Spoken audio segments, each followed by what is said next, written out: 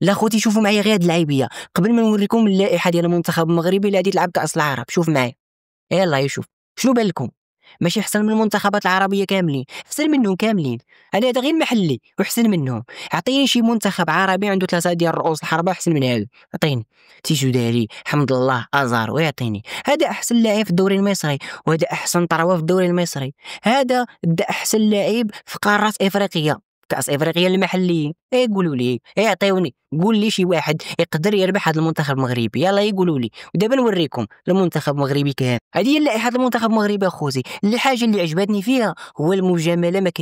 ما كايناش واخا كاين لاعب واحد اللي كنت كنتمنى نشوفه هنايا، هو باتنا. ما لقيتوش، ولكن كاينين لاعبيه واعرين بزاف. ولكن انا نشير لكم على واحد اللاعب عقلوا عليه اللي يدير حيحه في البطولات كاس العرب.